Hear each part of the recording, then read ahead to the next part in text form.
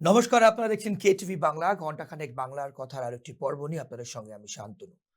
আজকের পর্ব শুরু করবার আগেই একটি প্রশ্ন আমরা আপনাদেরকে করতে চাই এবং এর উত্তর আপনারাই দেবেন এই পর্ব দেখে। কি প্রশ্ন? মানুষের অর্থাৎ সাধারণ মানুষের প্রাণের কি কোনো দাম নেই?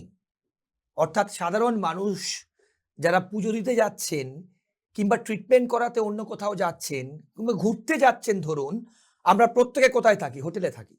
আমরা গিয়ে হোটেলে থাকি, একটা নতুন কোনো জায়গায় গেলে যে কারণেই যাই না কেন সেখানে থাকি, কিন্তু সেই হোটেল তো মৃত্যুপুরী হয়ে যাচ্ছে। কেন? জতুগৃহ হয়ে যাচ্ছে। তারাপীঠের পর খাস কলকাতায় আপনারা জানেন গতকালকেই কিন্তু গত রাতেই যে মর্মান্তিক ঘটনা ঘটেছে, এখনো পর্যন্ত নজন মারা গেছেন এবং 6 জন আহত হয়েছেন। মির্জা গালিব স্ট্রিট, দেখুন যে ছবি আমরা দেখাচ্ছি কালকে রাত্রের ছবি, যখন এই আগুন লাগে মির্জা গালিব স্ট্রিটের যে হোটেলে এই আগুন লাগে সে হোটেলের নাম শিখা ইন। শর্ট সার্কিট থেকেই কি আগুন, এখনো পর্যন্ত তদন্ত চলছে। সিট গঠন করা হয়েছে, মন্ত্রী গেছেন, ভিজিট করেছেন, পুলিশের টপ লেভেল অফিসাররা গেছেন, ফায়ার ব্রিগেড গেছে, কিন্তু অনেকগুলো প্রশ্ন তুলে দিল যে তারাপীঠের পর বিদেশিনী সেই সেখানকার যে হোটেল ছিল, তারপর কিন্তু যে ছবি আপনারা দেখছেন গতকাল রাতের ছবি শিখা ইন। কিন্তু আমরা প্রশ্ন তুলছি ট্রেড লাইসেন্স থেকে শুরু করে ফায়ার লাইসেন্স থেকে শুরু করে বেআইনিভাবে এক একটা ফ্লোরে 4খানা হোটেল, ভাবতে পারছেন? এক একটা ফ্লোরে 4টে করে হোটেল। তাহলে মানুষ তো এফেক্টেড হচ্ছে, মানুষ মরে যাচ্ছে, দম বন্ধ হয়ে মরে যাচ্ছে। এর দায়ভার কার? এই নিয়ে কিন্তু ব্লেম গেম চলছে। আমরা বাংলার মানুষের অনুষ্ঠান ঘণ্টাখানেক বাংলার কথা, এই নিয়ে কিন্তু আমরা আজকের পর্ব মেজরলি রাখছি। তার আগে, অনুষ্ঠান শুরু করবার আগেই আমরা 25শে জুন বিধানসভায় মুখ্যমন্ত্রী শুভেন্দু অধিকারী বেশ কিছু গুরুত্বপূর্ণ কথা বলেছিলেন। কি বলেছিলেন চলুন। তৃণমূল কংগ্রেস অর্থের বিনিময়ে, কাটমানির বিনিময়ে, ব্রোকারদের দিয়ে এই কলকাতাকে মৃত্যুপুরীতে পরিণত করা তৃণমূল কংগ্রেস তার সমস্ত বিল্ডিং প্ল্যান এবং আন্ডার কনস্ট্রাকশন আমরা অডিট করাবো। যতক্ষণ না অডিট সার্টিফিকেট হচ্ছে কোন বিল্ডিং এ আমরা হাত দিতে দেব না। দেখুন, এই বিল্ডিং কেন বললাম, কারণ এরকম অভিযোগ উঠে আসছে। এই বাইট কেন চালালাম, কারণ যেখানে এই হোটেলগুলো আছে সেই বিল্ডিংগুলো কি লিগাল? আর লিগাল থাকলেও তার মেইনটেনেন্স কি হতো? এটা কিন্তু সব থেকে বড় প্রশ্ন। আমাদের আজকে প্যানেলে কারা আছেন পরিচয় করবার আগে এইবার আপনাদেরকে শোনাবো অগ্নিমিত্রা পাল মন্ত্রী এবং ফিরাদ হাকিম প্রাক্তন মেয়র ব্লেম গেম কি বলেছেন দুজনে, শুনুন। সম্ভব নয় 100 দিনের মধ্যে প্রত্যেকটা সারা পশ্চিমবঙ্গ ছেড়ে দিলাম। কলকাতার মধ্যে কে 2 নম্বরই করে ট্রেড লাইসেন্স নিয়ে একটা বাড়ির মধ্যে 10টা গেস্ট হাউস চালাচ্ছে? এটা সম্ভব নয়। ইট টেকস টাইম। আমি তো সিএসসি কে বলবো, সিএসসি তো দিয়েছে কেন? এটা তো ওভারলোডিং হয়েছে, যেটা আমার পুলিশ এবং ফায়ার ব্রিগেড বলছেন। সিএসসি কি করে পারমিশন দিল? পদক্ষেপ হচ্ছে এই ধরনের হোটেল, স্পেশালি এই এলাকাতে আপনি জানেন প্রচুর এরকম হোটেল আছে যারা ট্রেড লাইসেন্স আগে রেজিম থেকে নিয়েছে। ট্রেড লাইসেন্স নেওয়ার কোনো যুক্তি নেই, তার মধ্যে তারা সামান্য মানে একটা এসি চালানোর কথা 10টা এসি চালাচ্ছে। সিএসসি কি করে পারমিশন দিয়েছে? ফায়ার লাইসেন্স কোথা থেকে পেয়েছে? এগুলো তো দেখার কথা। 80 জনকে বাঁচানো হয়েছে, 9 জনের মৃত্যু হয়েছে, 80 জনকে বের করা হয়েছে রাত্রি 2টোর সময়। 15 বছর ধরে কোনো অডিটও হয়নি আর কোনো অডিট টিম সেই কাজও করেনি। মাননীয় মুখ্যমন্ত্রীর সাথে কথা হবে। আমরা কেএমসি, ফায়ার, পিডব্লিউডি যারা আছে, পুলিশ, সবাইকে নিয়ে একটা টিম গঠন করে এই চত্বরের মধ্যে, রাদার কেএমসির মধ্যে যারা এই ধরনের হোটেল চালাচ্ছে, এই ধরনের ট্রেড লাইসেন্স আছে না আছে, এগুলো আমরা চলতে দেব না। এটাতে তো এই যে এগুলো পলিটিক্স, মারা গেছে। দিল্লির হোটেলেও তো মারা গেছে এই জুন মাসে। অত বড় একটা 22 জন মারা গেছে। এটা একটা অল ইন্ডিয়া বেসে একটা এসওবি থাকা উচিত। আবার 1 বছর বাদে ধরুন আজকে 2 মাস হয়েছে ইলেকশনের জন্য আমরা কেউ কাজ করিনি, সবাই 2 মাস 3 মাস, আবার এই 3 মাস সরকার নেই, তো 6 মাস অলরেডি হয়ে গেছে। উনি এত দৌড়দৌড়ি করেন, এই হোটেলগুলোয় ঘুরতে পারতেন। সেটা বলা আমার উদ্দেশ্য না, কারণ কারোর পক্ষে এটা সম্ভব না। আর ট্রেড লাইসেন্স এখন অনলাইনে, যে কেউ ট্রেড লাইসেন্স পেতে পারে। ট্রেড লাইসেন্স পাওয়া মানেই যে তার ইলিগাল করার অধিকার এসে গেল তা নয়। কিন্তু সুতরাং এই দোষ চাপানো নিয়ে মানুষের জীবন বাঁচানো যাবে না। জীবন বাঁচাতে গেলে থার্ড পার্টি করতে হবে একটা অল ইন্ডিয়া বেসিসে, বা সরকারের এখান থেকে আমাদের এই সরকারি একটা এসওপি তৈরি করুক, যেটার বেসিসে যাতে এরকম ঘটনা না ঘটে। দেখুন, আমরা কিন্তু পাশাপাশি দুজন, অর্থাৎ অগ্নিমিত্রা পাল কি বললেন আপনারা পরিষ্কার শুনলেন, এবং প্রাক্তন মেয়র ফিরহাদ হাকিম কি বললেন শুনলেন। এই নিয়ে আমরা আলোচনা করব। এই দায়ভার কার, আপনাদের সঙ্গে পরিচয় করিয়ে দেবো আজকের প্যানেলে কারা কারা আছেন। আমাদের সঙ্গে আজকে ঘণ্টাখানেক বাংলার কথায় আছেন রাজনৈতিক বিশ্লেষক নীলাদ্রি ব্যানার্জি। আমাদের সঙ্গে আছেন তৃণমূল কংগ্রেস মুখপাত্র মৃত্যুঞ্জয় পাল, এবং আমাদের সঙ্গে আছেন জেডিইউর রাজ্য সভাপতি অমিতাভ দত্ত। আপনাদের তিনজনকেই আজকের খুব গুরুত্বপূর্ণ পর্বে কিন্তু স্বাগত।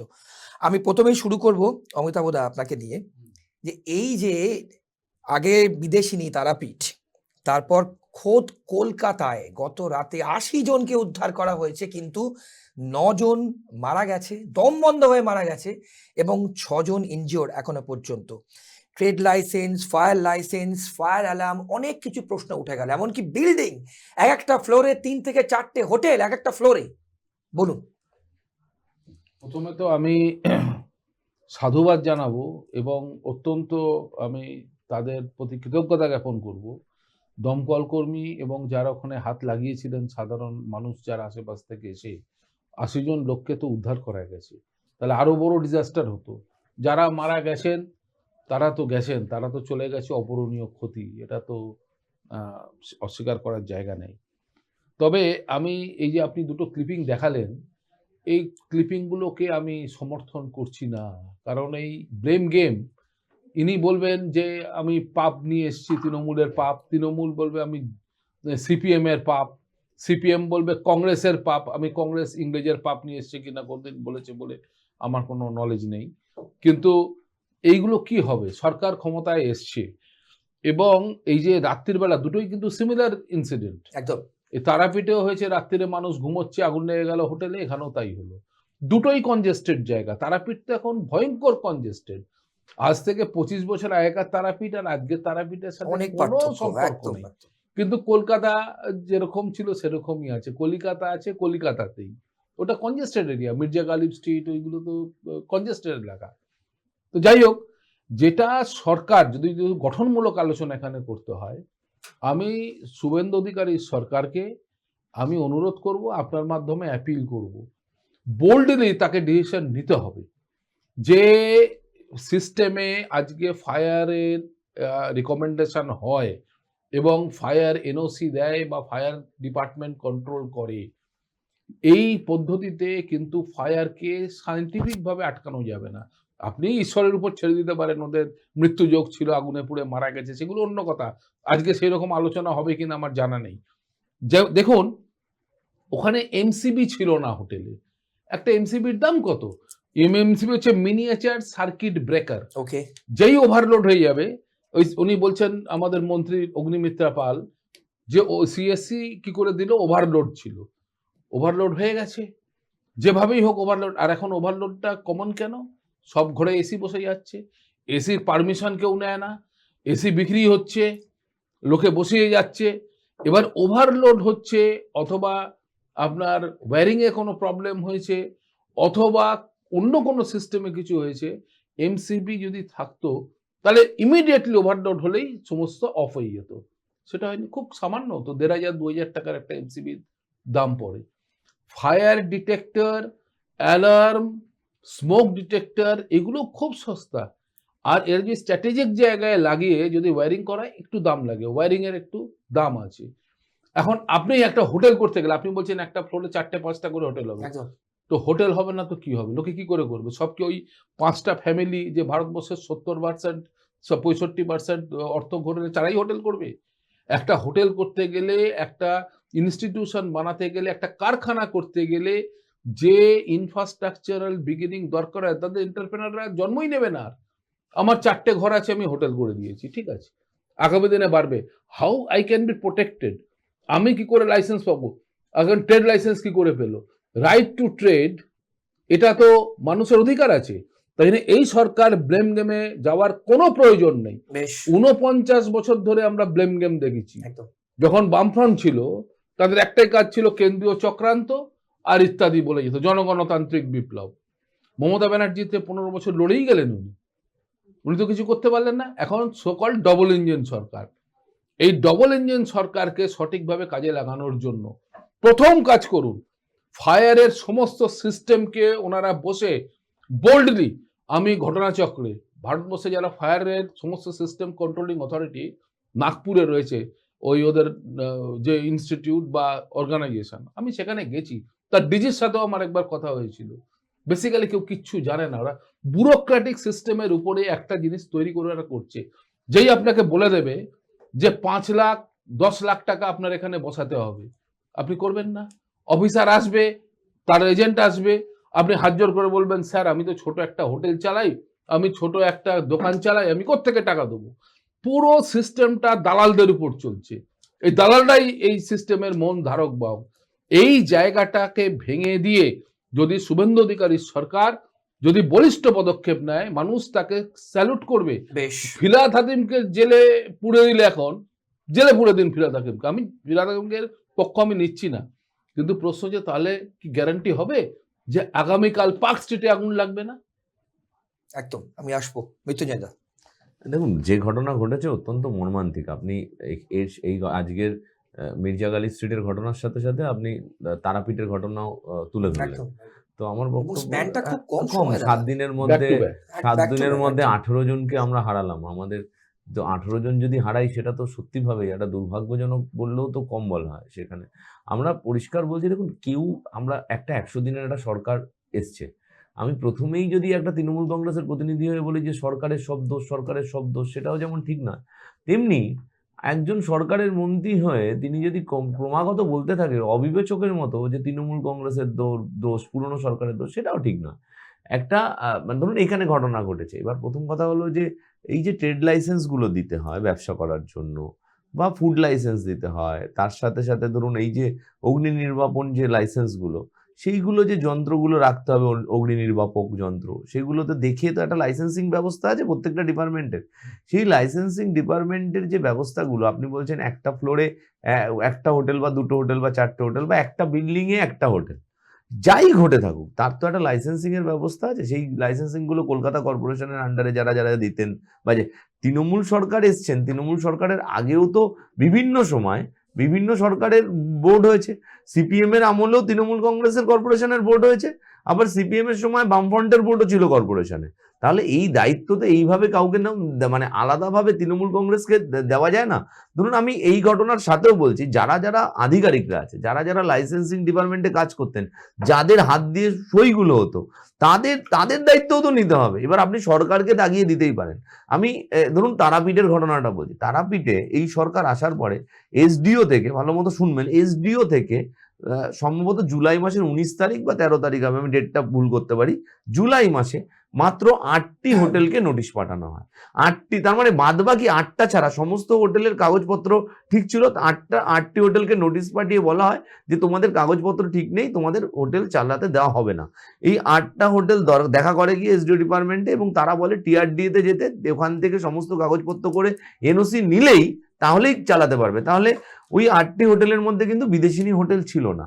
এবার তারাপীঠ রামপুরহাট ডেভেলপমেন্ট অথরিটি যারা এনওসি দিচ্ছে, ওই বিদেশিনীকেও তার মানে এনওসি দিয়েছিল। এবং এই সরকার আসার পরেও, এই যে ডবল ইঞ্জিন সরকার, এই যে বিজেপির সরকার আসার পরেও বিদেশিনীকে কিন্তু ক্লিয়ার সার্টিফিকেট দেওয়া ছিল। এখন এই যে তারাপীঠের ঘটনার পরেও মাত্র, আপনি দেখে রাখুন, মাত্র 15টি হোটেলকে বলা হয়েছে যে ঠিকঠাক কাগজপত্র নেই। এই যে দুদিন আগে যে আবার নোটিশ দিল 48 ঘন্টা আগে, সেটাও মাত্র 15টা হোটেলে। এবার আপনি এই যে এখানে যারা আমরা শো করছি বা বিজেপির যে আমাদের রাজ্যের মন্ত্রী অগ্নিমিত্রা পাল মহাশয়, উনি যে বলছেন এই কথাগুলো, উনাকে যে উনি দায়িত্ব নিয়ে বলতে পারবেন ওই 15টি হোটেল ছাড়া যতগুলো হোটেল তারাপীঠে চলছেন তাদের আগুন লাগবে না? লাইসেন্স দিয়ে দিলে, দমকল আধিকারিক বলছেন লাইসেন্স সব ঠিক ছিল তারাপীঠের ক্ষেত্রে, বলছে যে আমরা ওদের পাইপ দিয়েই আমাদের একটা দমকলের একটা গাড়ি এসেছিল, আমাদের জল শেষ হয়ে যাওয়ার পরে দমকল আধিকারিক বলছে যে হোটেলের পাইপলাইন অগ্নি নির্বাপক ব্যবস্থা একদম ঠিক ছিল, ওদের পাইপ দিয়েই আমরা আগুন নেবাই, এটা দমকল আধিকারিক বলছে।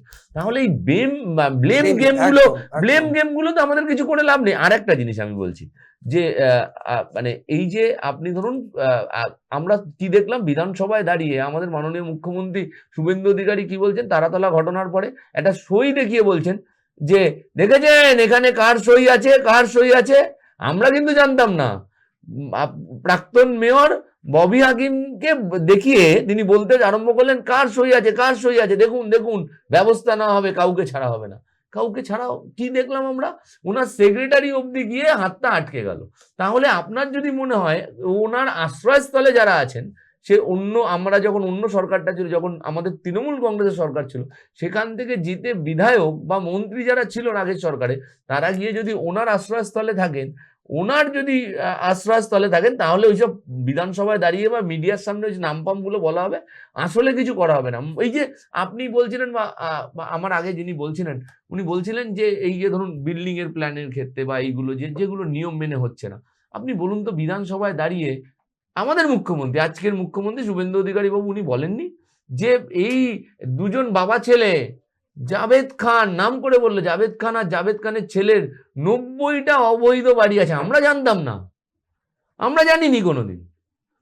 জানিয়েছে কে? বাংলার মানুষকে কে জানালো? বিধানসভায় দাঁড়িয়ে জানালো আমাদের রাজ্যের মুখ্যমন্ত্রী। আচ্ছা বলুন তো, জাভেদ খান কি অ্যারেস্ট হয়েছে? জাভেদ খানের ছেলে অ্যারেস্ট হয়েছে? তাহলে কেন অ্যারেস্ট হচ্ছে না? যদি কেউ অন্যায় করে থাকে, সরকার আপনাদের, প্রশাসন আপনাদের, কেউ যদি অবৈধভাবে কোনো মন্ত্রী হয়ে থাকুক, নেতা হয়ে থাকুক, বিধায়ক হয়ে থাকুক, তৃণমূলের পদাধিকারী হয়ে থাকুক, তাহলে যদি অবৈধ কিছু করে থাকে, আপনি অ্যারেস্ট করছেন না কেন? তারাতলায় ভেঙে পড়ছে, সই দেখাচ্ছেন প্রাক্তন মেয়রের, অবৈধ বাড়ির জন্য বলছেন 90খানা অবৈধ বাড়ি বাবা ছেলের, জাভেদ খানের ছেলে, কেউ তো অ্যারেস্ট হচ্ছে না। ওই ঋতব্রত চাটন শিবিরে গিয়ে বালিশ শিবিরে গিয়ে, মুখ্যমন্ত্রী শরণার্থী শিবিরে গিয়ে তারা এখন থাকছে বলে আপনি এই অগ্নিমিত্রা দেবী অনেক কিছু বলতে পারেন, আপনি প্রাক্তন মেয়রকে সরাসরি আক্রমণ করতে পারেন, কিন্তু আলটিমেটলি আমাদের রাজ্যের মুখ্যমন্ত্রী তাদের আশ্রয় দিচ্ছেন। তাই সদিচ্ছাটা থাকতে হবে। আমি একটা কথা বলে শেষ করছি, সদিচ্ছাটা থাকতে হবে। যেই অফিসার আছেন, যেই ডিপার্টমেন্টে, সে ট্রেড লাইসেন্সের ক্ষেত্রেও, ফায়ারের ক্ষেত্রেও, ফায়ার লাইসেন্সের ক্ষেত্রেও, তাদের সঠিক, অনেক কর্মীরও অনেক সমস্যা আছে, অত পর্যাপ্ত কর্মীও নেই সেখানে। তারা গিয়ে নিজেরা ভেরিফিকেশন করে, যা যা করণীয় করে, সিএসসিকে ইনভলভ করে, সিএসসি আপনি শুধু হোটেল বলছেন, কলকাতার বস্তি এরিয়াগুলো দেখবেন, সিপিএম এর আমল থেকে আমরা জানি যে বস্তি কমিটি এরিয়াতে একটা কারো জায়গা থেকে একটা মানে জায়গা করে দেওয়া হয়েছে, সেখানে একটা মিটার বক্স থেকে 100টা 150টা লাইন গেছে। লাইনগুলোর অবস্থা সিএসসি কবে থেকে এখনো দেয়, সিএসসি কোনো ব্যবস্থা নেয় না, লাখ লাখ টাকা কামাচ্ছে, কোনো কিছু সার্ভিসিং নেই, কিছু নেই, ইউনিটের পর ইউনিট চাপিয়ে দিচ্ছে, ব্যবস্থা নিচ্ছেন না কেন?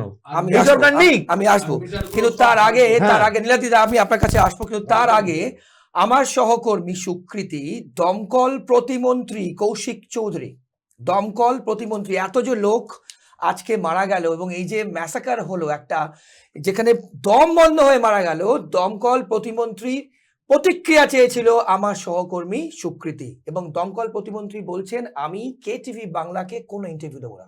কি বলেছেন শুনুন। কেটিভিকে কোনো ইন্টারভিউ দিন, কেটিভিকে কোনো ইন্টারভিউ দিন, কেটিভিকে কোনো ইন্টারভিউ দিন, কেটিভিকে কোনো ইন্টারভিউ দিন। নীলাদ্রিদা, আমি আপনার কাছে আসবো, আমি দুজনের রিয়াকশন নেবো। কেটিভি কি দোষ করলো? কেটিভি জানতে চেয়েছিল যে এরকম একটা ম্যাসাকার হয়েছে, তার রিয়াকশন, কারণ সে দমকল প্রতিমন্ত্রী, এবং সে বলছে আমি কেটিভি বাংলার মানুষের জন্য কথা বলেছে, বলবে, আগামী দিনও কিন্তু যত যেখানেই অন্যায় হবে, যাই খবর হবে আমরা আপনাদের সামনে তুলে ধরবো। নীলাদ্রিদা বলুন। আচ্ছা, প্রথম কথা হচ্ছে কেটিভি কি দোষ করলো সেটা মন্ত্রীকেই আপনাকে জিজ্ঞেস করতে হবে, আমি তো বলতে পারবো না। তৃণমূল আমলে শুনেছি মুখ্যমন্ত্রী একটি চ্যানেলকে বিজেপির দালাল বলেছেন ওপেনলি, যখন মুখ্যমন্ত্রী ফাইল চুরি করে পালিয়ে যাচ্ছিলেন সেই চ্যানেলের একজন সাংবাদিক তাকে প্রশ্ন করেছিলেন, বলেছিলেন বিজেপির দালাল। সেই সাংবাদিক নির্বাচনে নেমে এবার নির্বাচনে জিতেছেন আর মুখ্যমন্ত্রী নিজে হেরে গেছেন। সুতরাং মানুষ মানে প্রশ্নটা নিশ্চয়ই রেলিভেন্ট প্রশ্নটা মমতা বন্দ্যোপাধ্যায়কেও করা উচিত, আশা করি কেটিভি করতো বা করেছে, আর আজকে এই দমকল মন্ত্রীকেও করা উচিত এই প্রশ্নটা, যে সাংবাদিকদের বা কোনো চ্যানেলকে দাগিয়ে দেওয়াটা কোনো সমাধান নয়, প্রথম কথা।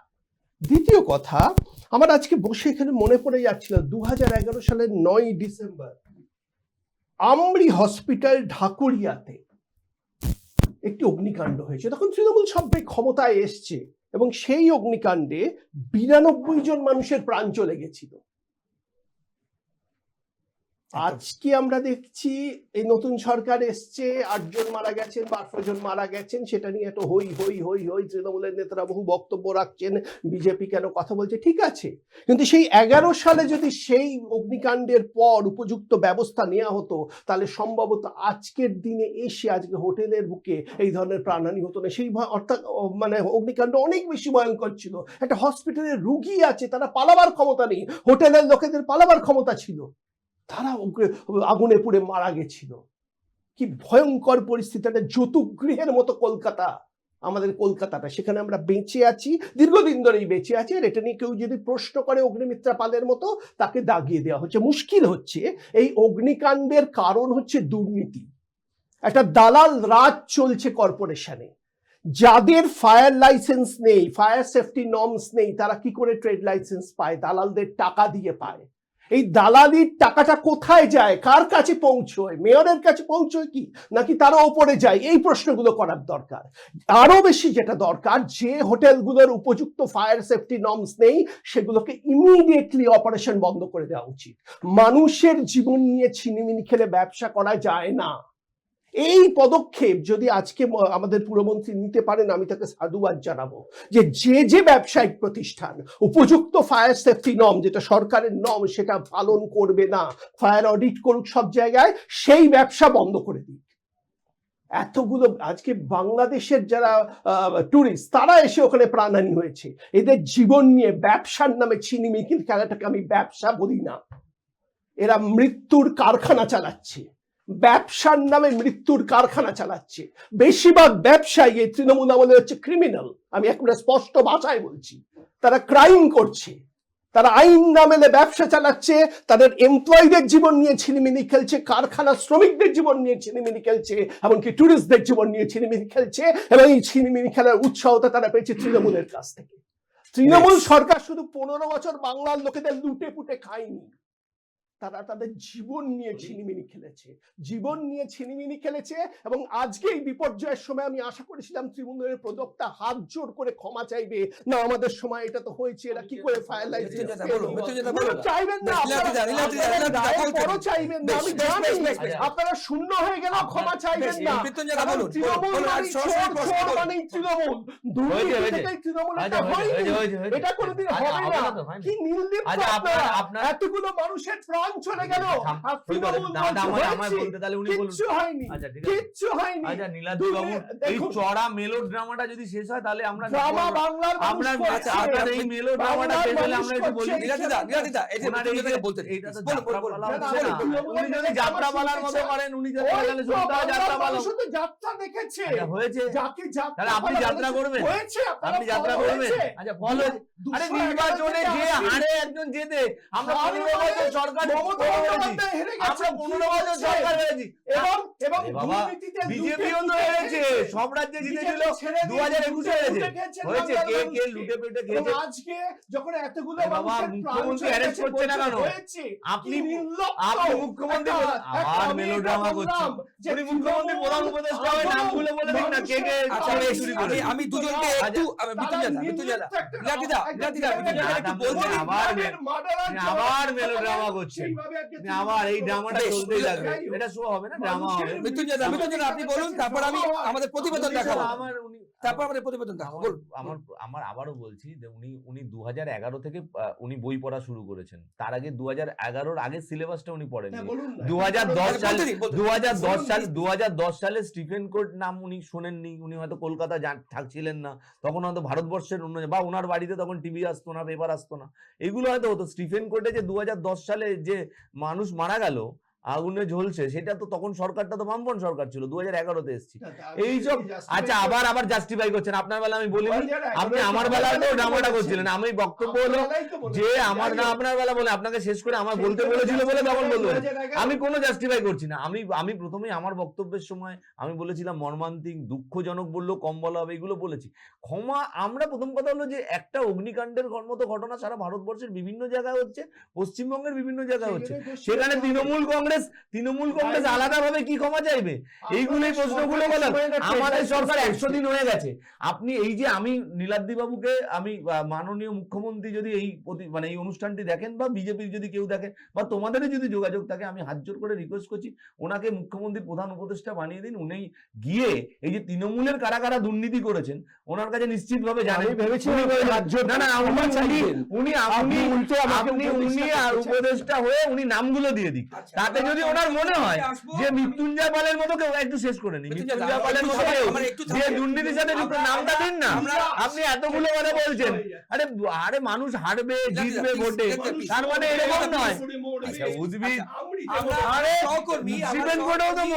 আমার সহকর্মী সুকৃতি ঘটনাস্থলে গেছিল এবং এই প্রতিবেদন আপনারা দেখার পর আমরা আবার ডিসকাশনে ফিরবো। দেখুন, ঘরের ভিতরে ঘর এবং তারও ভিতরে আবার ঘর, গোলক ধাঁধায় ভরা মির্জাফগলি স্ট্রিটে যেই জায়গায় ভয়াবহ অগ্নিকাণ্ডের ঘটনা ঘটেছে এবং 9 জনের মৃত্যু হয়েছে।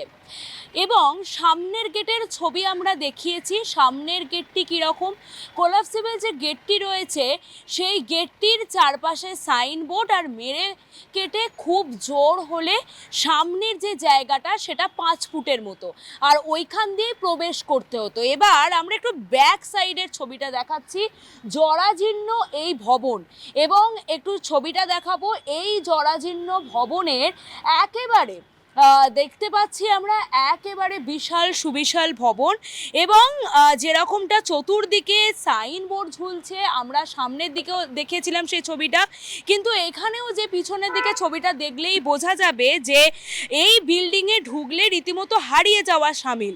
একেবারে গোলক ধাঁধা 5 তলা সেই ভবনের সিঁড়ি যদি দেখানো যায়, একেবারে লোহার সরু সরু বেঁকানো সিঁড়ি, এবং একটা জায়গা থেকে আর একটা রুমে যাওয়া যায়, একেবারে বলা যেতে পারে একাধিক রুম, কোনো স্পেস তো নেই সিঁড়ি করার, সামনে কেবল 1.5 ফুটের স্পেসেস এবং খুপড়ি খুপড়ি হোটেল রয়েছে। নিউ মার্কেটের মির্জাগলি স্ট্রিটে ঢুকলে এইভাবেই অবাক হয়ে যাওয়া যাবে এই বিল্ডিংটিকে দেখলে। 15 মির্জাফগলি স্ট্রিট, এই জায়গায় অগ্নিকাণ্ডের ঘটনা ঘটে এবং দেখানোর চেষ্টা করছি একেবারে জরাজীর্ণ এই ভবন, এবং ইতিমধ্যেই এই ভবনের প্ল্যানিং কি করে হলো, ইন্টেরিয়র যে ডিজাইন সেটা দেখে রীতিমতো স্তম্ভিত হওয়ার কথা, যেটা রাজ্যের 4 মন্ত্রী তারাও কিন্তু বলেছেন। গোটা বিষয়টাকে নিয়ে তদন্ত শুরু হয়েছে ইতিমধ্যে। ডিসিডিডির নেতৃত্বে 5 সদস্যের এসআইটি বা সিট গঠন করা হয়েছে। সিটের আধিকারিকরা তদন্ত করে দেখছেন। এছাড়াও ডিজি ফায়ারের সঙ্গে কথা বলেছেন রাজ্যের 4 মন্ত্রী, যেই নির্দেশ তারা দিয়েছেন এবং মুখ্যমন্ত্রী শুভেন্দু অধিকারীর নির্দেশ মোতাবেক এই তদন্ত কিন্তু হবে। গোটা বিষয়টা তদন্ত করছে হোমিসাইড, এরই সঙ্গে দমকলের তরফ থেকে একটি মামলা করা হয়েছে, নিউ মার্কেট থানায় শতপ্রণোদিত মামলা রুজু করা হয়েছে। গোটা বিষয়টা তদন্ত চলছে। ভিন দেশের নাগরিক, তাদের জীবন নিয়ে এভাবে ছিনিমিনি খেলার অধিকার কার রয়েছে? আগের সরকারের আমলেই কি গাফিলতি? গোটা বিষয়টাই কিন্তু এবার তদন্ত হচ্ছে। তবে বারবার একটা বিষয় বলছি, এই গোটা বিল্ডিং এর বা এই গোটা ভবনের ইন্টেরিয়র ডিজাইন বা প্ল্যানিং দেখে রীতিমতো স্তম্ভিত হওয়া দায় প্রত্যেকেরই, এমনকি আপনারও। ক্যামেরায় দেবরাজ দত্তের সঙ্গে সুকৃতি ভট্টাচার্য, রিপোর্ট কেটিভি বাংলা, কলকাতা। দেখুন, আমরা অনুষ্ঠানের শুরুর সময় কিন্তু বলেছিলাম যে এত মানুষের, সাধারণ মানুষের প্রাণের দাম কি নেই? আমরা কিন্তু এই প্রতিবেদন থেকে কিন্তু সেটা সুস্পষ্ট। আপনি শুনলেন আমার সহকর্মী যেভাবে, দেখুন যে ছবি দেখাচ্ছি আমরা, প্রথমেই যে বললাম যে একটা ফ্লোরে 4-5টা করে হোটেল, এবং ট্রেড লাইসেন্স থেকে শুরু করে ফায়ার লাইসেন্স থেকে শুরু করে এরকম প্রশ্ন উঠছে যে বেআইনি বাড়ি জুড়ে এই ব্যবসা চলেছে দিনের পর দিন। অমিতাভ, দেখুন আমরা এখানে যদি চেঁচামেচি করি, আর মন্ত্রীরা যদি, মন্ত্রী আর নেতা মানে ওই পুরনো যিনি আর মন্ত্রী ছিলেন, তারা যদি ব্লেম গেমে চলে যায়, তাহলে আগুন লাগাও বন্ধ হবে না, আর মানুষের প্রাণের মূল্য একদম। বাড়বে না। একদম আমি প্র্যাকটিক্যাল কতগুলো কথা আপনাদের সামনে বলছি। মাথা যদি ব্যথা করে, আমি প্রসঙ্গ, মাথাটা কেটে দেওয়া তো সলিউশন হবে না। কলকাতা হাওড়া শহরের এক্সিস্টেন্সটা কিন্তু খুব স্টার্ক রিয়েলিটি। এটা সল্টলেকও নয়, নিউ টাউনও নয়, প্ল্যান্ড নয়। এই যে মির্জা গালিব স্ট্রিট, এটা হচ্ছে ফ্রি স্কুল স্ট্রিট, একটা খুব রোমাঞ্চকর জায়গা ছিল আমরা যখন কম বয়স ছিল। এখানে অ্যাংলো ইন্ডিয়ানরাই বসবাস করতেন mainly, and it was heavily congested all the time, মানে ওখানে ঢুকে হারিয়ে যাওয়ার মতো ওরকমই ওদের বাসস্থান ছিল।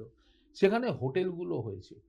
যদি এই সরকারের পলিটিক্যাল উইল থাকে, আমি সদিচ্ছা কথাটার জায়গা, আমি পলিটিক্যাল উইলের কথা বলছি, এই সরকার করবে কিনা আমি জানি না, এই সরকারের কোনো রিমোট কন্ট্রোল থাকবে কিনা আমি জানি না, দিল্লির প্রভুদের অঙ্গুলি হিলনে এই সরকার চলবে কিনা জানি না, তবে আমার সমর্থন সম্পূর্ণভাবে পশ্চিমবাংলার মুখ্যমন্ত্রী শুভেন্দু অধিকারীর প্রতি আছে, কারণ রিসারেকশন অফ বেঙ্গলের অত্যন্ত প্রয়োজন আছে। প্রথম, সিএসসি কে সঠিকভাবে ডিল করা হোক।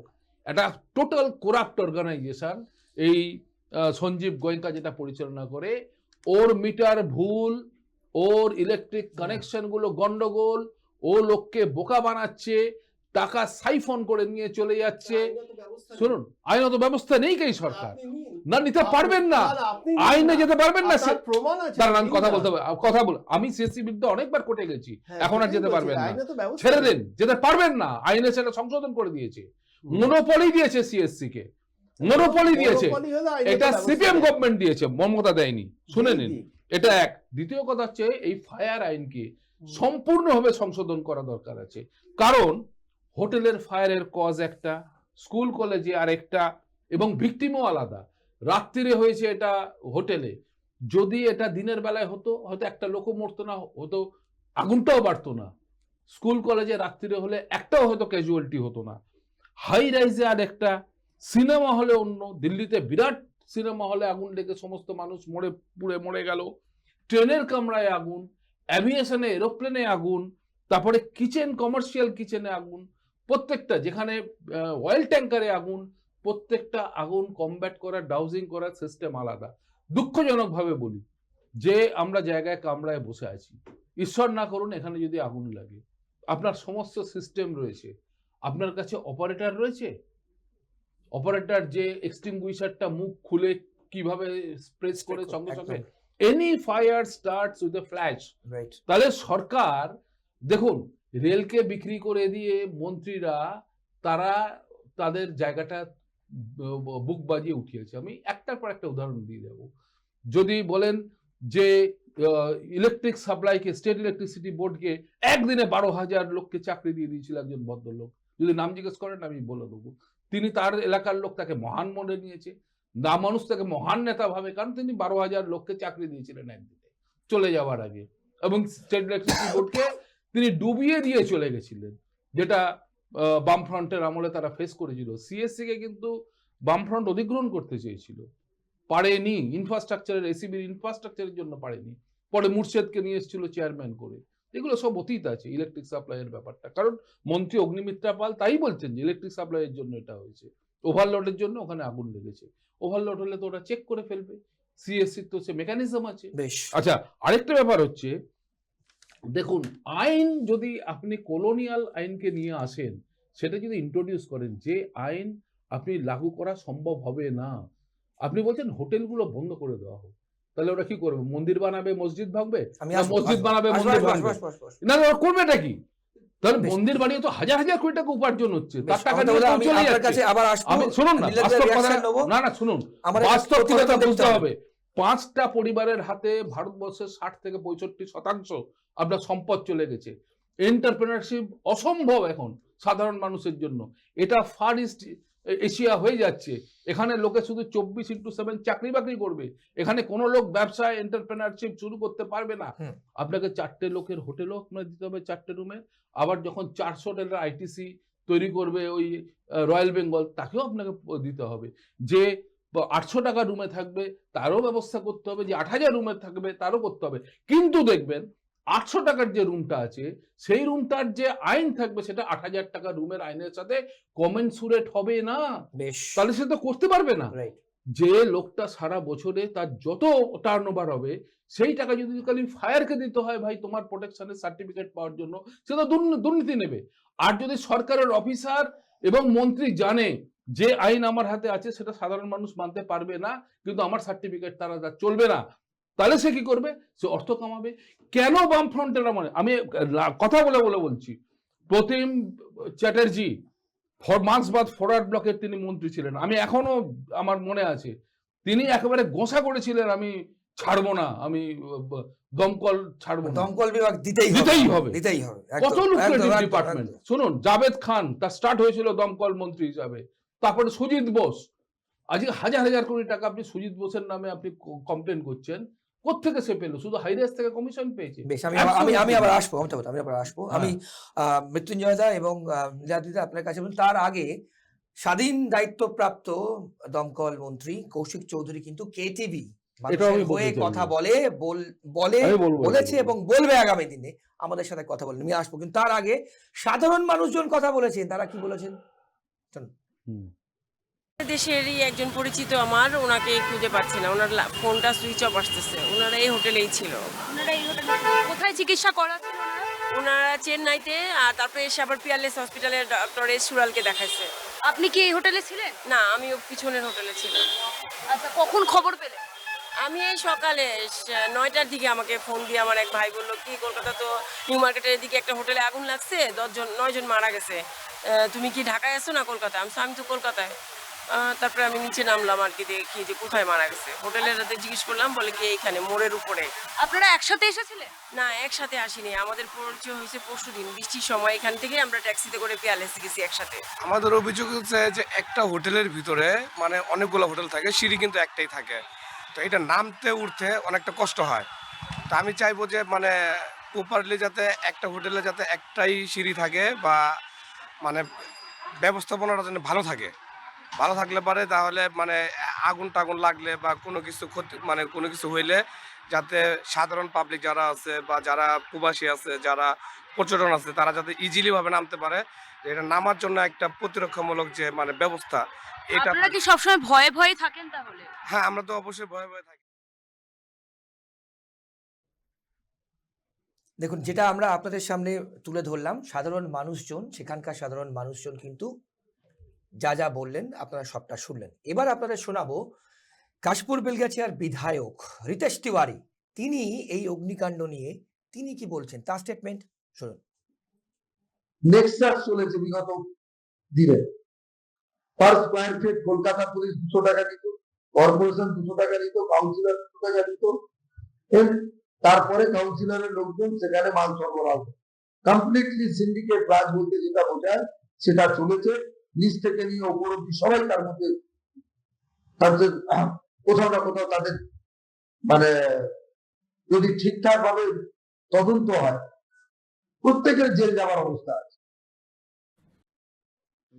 নীলাদিদা, বটম লাইন কিন্তু যেটা প্রসঙ্গ অমিতাভদা বললেন, আমি দুজনকেই জিজ্ঞেস করবো, মৃত্যুঞ্জয়দা এবং নীলাদিদা দুজনকেই, সেই ব্লেম গেম, সিন্ডিকেট, এ বলছে এ দায়ী, ও বলছে ও দায়ী, কিন্তু আলটিমেটলি সাধারণ মানুষ বলছে সিঁড়িটা এত সরু যে সেখানে নামা ওঠাও সমস্যার, এ দায়ভার কার? নীলাদিদা, সাধারণ মানুষের ভয়েসটা না চেপে রাখা যায় না। মমতা বন্দ্যোপাধ্যায় চেপে রাখতে পারেননি সেদিন, সেই জন্যই রাজ্যে পরিবর্তন হয়েছে। এই বর্তমান যিনি ফায়ার মানে দপ্তরের মন্ত্রী, যিনি কথা বলতে চাইছেন না কেটিভির সাথে, তিনিও চেপে রাখতে পারবেন না। কিন্তু অমিতাভদার বক্তব্যে আমি আপত্তি জানাচ্ছি। উনি দেশের আইনকে বলছেন কলোনিয়াল আইন, অর্থাৎ ভারতবর্ষের আইনে ওনার আপত্তি আছে। আমি উল্টো কথাটা, আমার দেশের না, আমাদের দেশের আইন, এটা ভারতবর্ষের ফায়ার প্রোটেকশন অ্যাক্ট, সেটাই বলছি। দেশের আইনে দেশে না বলতে দিলে কি হবে?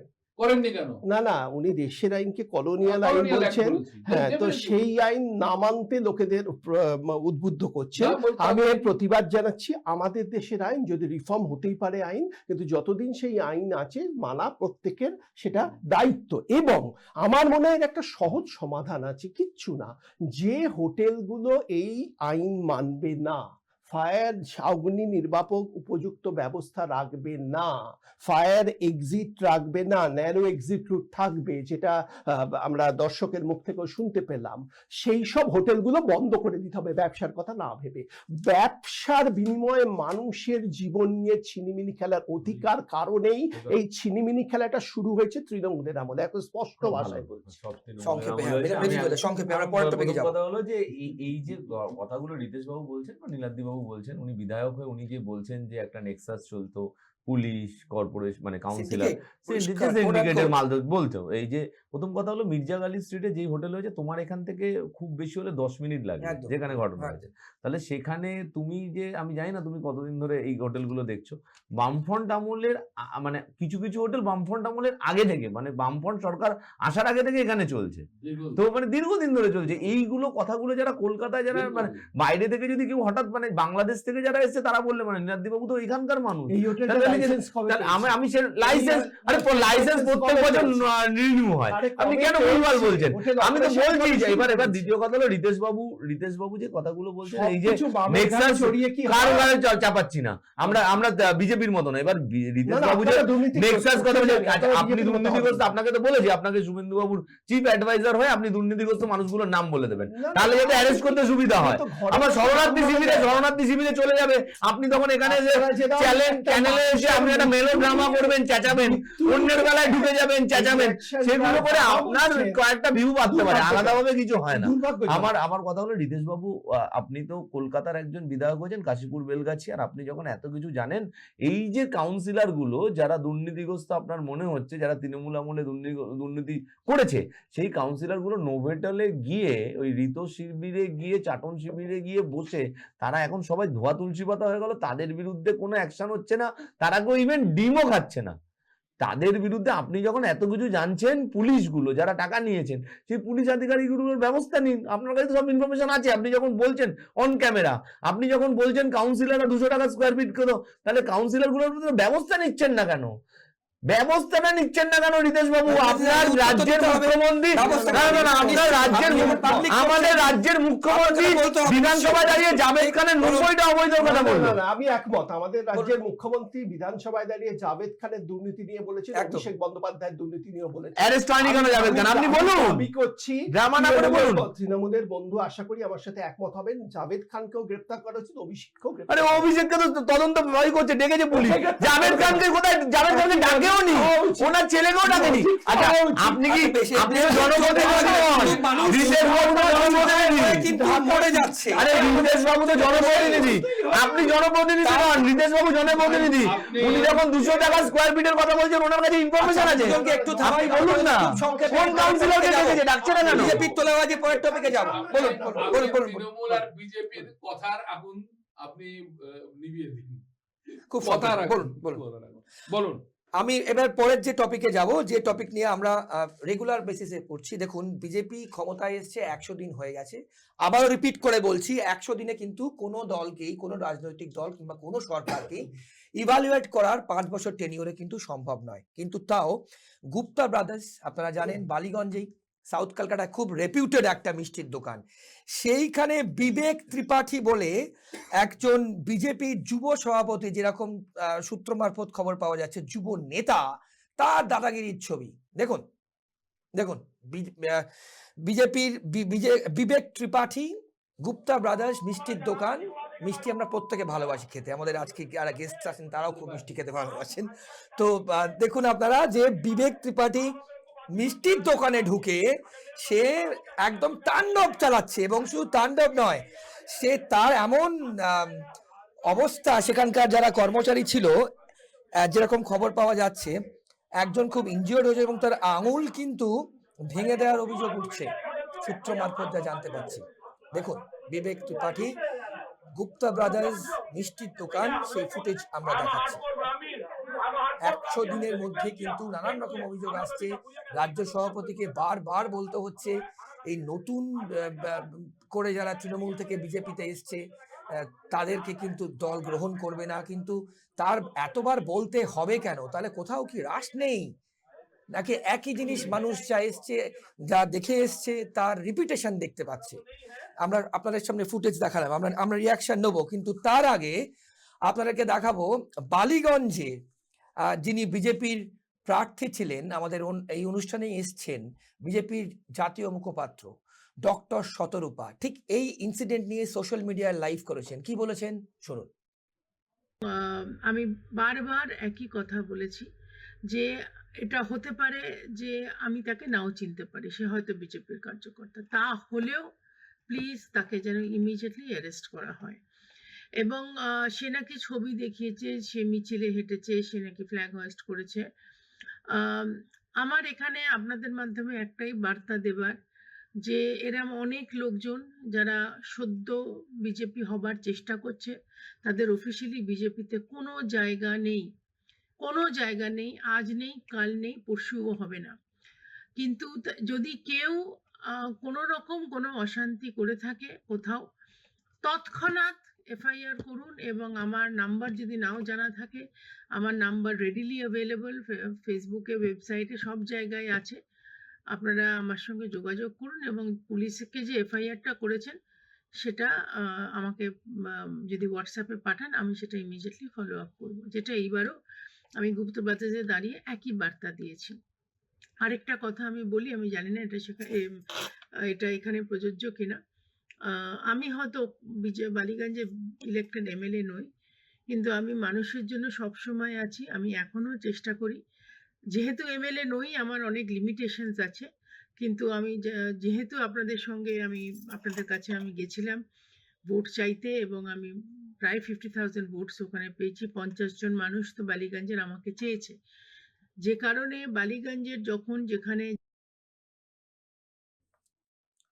দেখুন, আমরা কিন্তু ডক্টর শতরূপা বিজেপির জাতীয় মুখপাত্র এবং বালিগঞ্জ থেকে তিনি কন্টেস্ট করেছেন, তিনি হেরে গেছেন, তিনি কিন্তু পরিষ্কার সোশ্যাল মিডিয়ায় বার্তা দিলেন।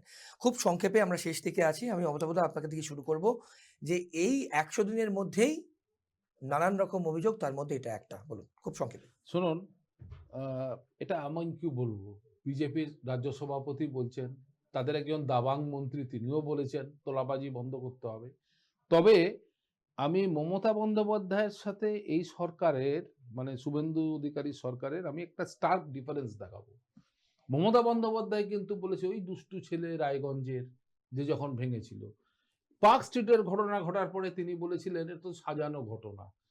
এরা কিন্তু অ্যাটলিস্ট বলছে, কাজে কি করবে? বিজেপির রাজ্য সভাপতি বলেছেন তোলা উঠিও না, উনি কিন্তু বলেননি যে আমি আমার রাজ্য সরকারকে বলছি যারা তোলা উঠাচ্ছে এফআইআর দর্জ করো, করে কেস করে এদের বিরুদ্ধে দিয়ে দাও। নীতিশ কুমারের সরকার, আমি বলি 2005 সালে যখন ক্ষমতা এসেছিল, তখন বিহার আনগভর্ন স্টেট ছিল লালু যাদবের সময়। উনি ফাস্ট ট্র্যাক কোর্ট করে 55,000 লোককে প্রথম বছরে জেলে ঢুকিয়েছিলেন। তার মধ্যে জনতা দল, তৎকালীন জনতা দল ইউনাইটেডের 2 জন এমএলএ 1 জন এমপি ছিলেন, 2 জন এমএলএ 1 জন এমপি ছিলেন, যারা কিন্তু বহুদিন পর্যন্ত ছাড়া পায়নি। যদি দলমত নির্বিশেষে এই পলিটিক্যাল উইল শুভেন্দু অধিকারের সরকার করতে পারেন, তাহলে পশ্চিমবাংলার মানুষ তাকে মাথায় তুলে রাখবে। বেশ, নীলাদিদা খুব সংক্ষেপে। না, প্রথমত কে বিজেপি পার্টি সেটাই আমি বুঝতে পারছি না। বলতে পারেন কোন পদে আছেন বিজেপিতে, কোন মন্ডলে আছেন জানেন? আপনার কাছে খবর আছে? মন্ডল তো সূত্র না, কোন পদে আছেন 1 নম্বর মন্ডলে? কোনো পদে নেই। আমি আপনাকে বলছি কোনো পদে নেই। আমার কাছে যা ইনফরমেশন আছে একজন রাজনৈতিক বিশ্লেষক হিসেবে।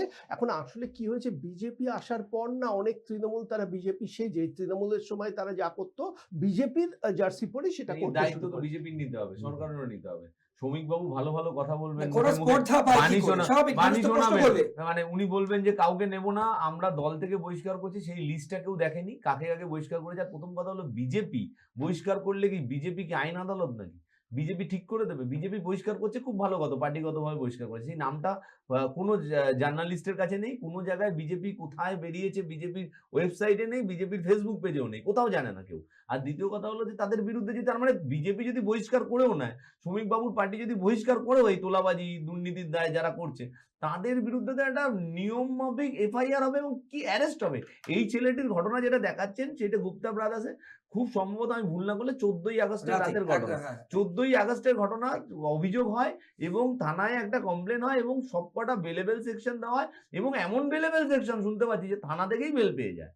তাহলে এই ধরনের ঘটনা ঘটছে, এইগুলোতে মানুষ হাত ভেঙে দিচ্ছে, আঙুল ভেঙে ভদ্রলোক দিচ্ছে। যদি পদে না থাকেন ওনাকে বহিষ্কার করবে কি করে? আরে তৃণমূল পদে না অপরাধ থাকলে করবে। arrest তো করবে, তৃণমূল arrest তো অপরাধ করবে, করবে। arrest তো করবে, arrest তো করবে। মমতা বন্দ্যোপাধ্যায় ভবানীপুর থানায় গিয়ে দুর্বৃত্তকে উনি মুখ্যমন্ত্রী হয়ে ছাড়িয়ে নিয়ে এসেছেন। সারা পৃথিবীতে বোধহয় এরকম কোনো ঘটনা ঘটেনি।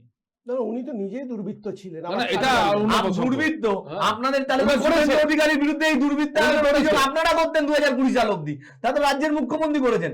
হঠাৎ আপনার মুখে এত বাণী শুনতে তৃণমূলে, এই বিজেপির অধিকাংশ নেতা মন্ত্রী তো তৃণমূল থেকে আসা, যাদের বিরুদ্ধে আপনারা একাধিক অভিযোগ করেছেন। আমি তিনজনকেই, আমি লীলাদিদা, মৃত্যুঞ্জয় দা, অমিতাভ দা, আপনাদের তিনজনকেই অনেক ধন্যবাদ। এবং আজকে খুব গুরুত্বপূর্ণ পর্ব আপনারা দেখলেন। আপনাদের অ্যানালিসিস, আপনাদের চিন্তাধারা আমাদের সঙ্গে শেয়ার করবেন। ভালো থাকবেন, আর অন্যান্য সব খবরের জন্য দেখতে থাকুন কেটিভি বাংলা। নমস্কার।